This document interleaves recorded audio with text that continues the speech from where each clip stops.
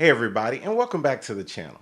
I figured I'd change it up a little bit, and instead of doing an end of the year 2023 tech video, I start 2024 off fresh with some of the items I started using recently toward the end of 2023 and some of the things I'm using at the beginning of 2024. Some of that is reflective of how my travel schedule is set up now with a few changes in the background. And some of that is just things I've been looking forward to getting for some time now, but they recently came on sale, and all of these items can be purchased on Amazon. So let's go ahead and kick things off with the UGREEN NEXO Pro 160 watt charger. The main reason I picked this guy up is because for work I have a Dell XPS 15 laptop, and that thing is power hungry. It takes 130 watts. Pretty much no matter which battery bank I throw at it or charger I throw at it, it's just not enough juice to get it to charge properly. So with that being said, I scoured the market and I've been looking for some time.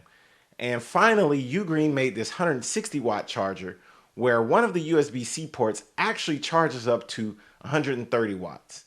I was super excited to get my hands on that, so much so that I used some of my Amazon credit to purchase it.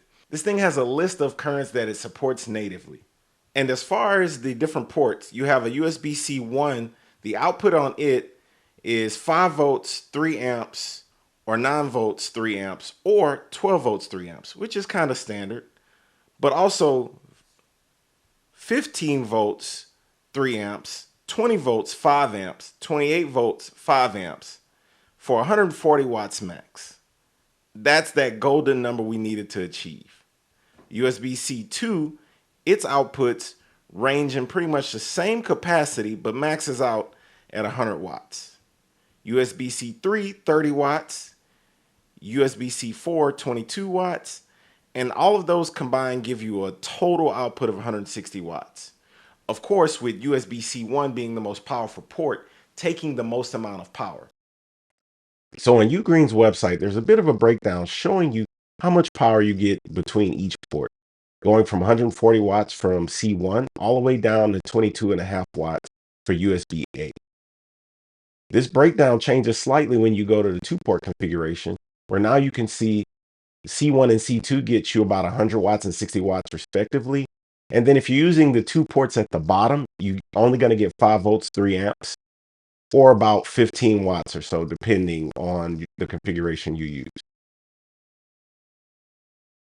Moving over to a 3-port configuration, here's where you see a bit of a dip, with most of the configurations getting you 65 watts out of the first 2 ports and 30 watts or lower out of the last 2 ports, unless you're using just the first port and the last 2 ports, or the second port and the last 2 ports. And then when you go down to 4 ports, you see the biggest change, so to speak. You're going to get 65 watts out of the first 2 ports and just 5 volts, 3 amps out of the last 2 ports. So I'm just going to show you guys what my normal setup may look like when I travel on the road with this guy. This thing is replacing at least 2 power bricks in my bag. It is a little hefty, but it's about the size of a normal Apple power brick, or about half the size of the Dell XPS power brick.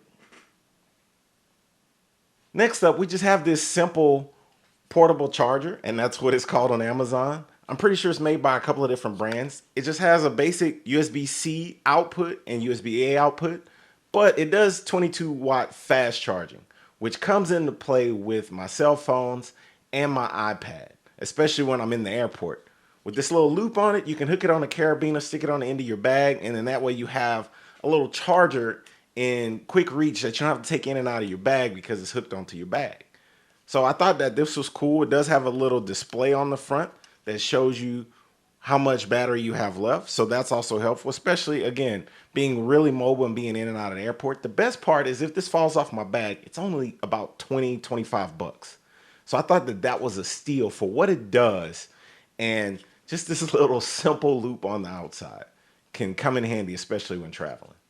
And then next up, this was kind of a simple pick, but I decided to get it just to be on the safe side, just to make sure I had enough current for that Dell XPS 15 work laptop.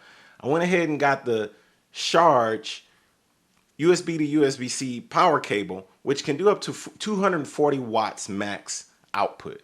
So well within the 140 watts that I need for my laptop to charge properly. So this will be my USB-C 1 cable, and it wasn't that expensive. Has a little loop on it.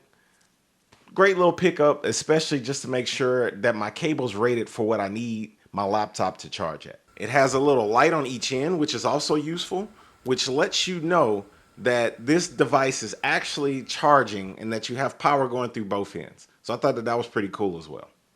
Next up is this simple little USB-C NVMe hard drive that supports 2230 M key size drives.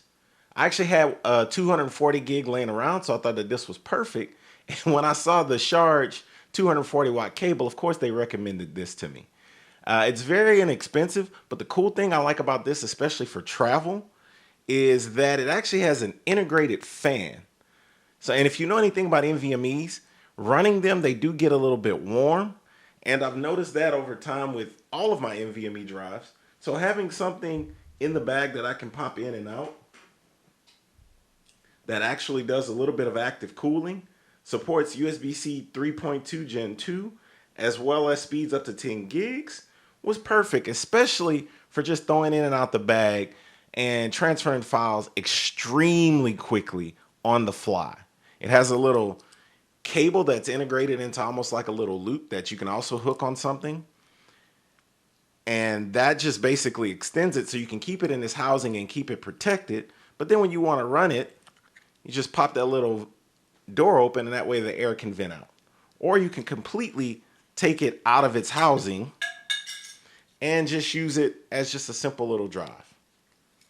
It disassembles extremely easy and quickly. And it actually has a little metal magnet clasp little mechanism that I like. So when you get close, it just, you can hear that click. Clicks into place and kind of holds it, and then you just hit the lock. You're ready to go. Next up, I'm actually using this right now as I'm recording. It's the NEXO V-Mount Mini battery. And this thing has some pretty cool tricks up its sleeve. So much so that I 3D printed a little mount to mount it directly to the tripod with Velcro. And I'll show you guys exactly why I think this guy is cool. Right now I'm actually running it as I'm recording this video, and it's on the tripod with Velcro like I mentioned. I found a little quick mounting plate on Thingiverse and put a little loop on it so Velcro could go through it. But this battery bank is what I'm going to call it, and not a V-mount battery. It's pretty much a battery bank. It has all of the V-mount connections, the D-tap connector, you know, everything you'd expect to see like that. But it also has USB Type-C as well as USB Type-A. It has the standard 8 volt and 10 volt ports on the top as well. It also has a display on the back to show you what each of these ports is actually pulling in real time. I then got a dummy battery for my EOS R5C so that I can run it straight from this battery. The main reason this is critical is because if you know anything about the R5C, it uses the same battery as the R5, which isn't extremely great for video.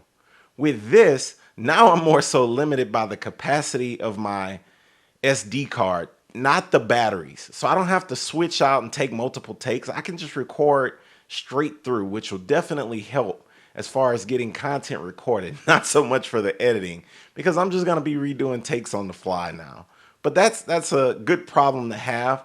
It's gonna improve my workflow, make me a lot more efficient as far as my setup and being able to move the camera around. Okay, so why is this in my bag if it's actually a V-mount battery? Like I mentioned, I consider this more of a battery bank than a V-mount battery.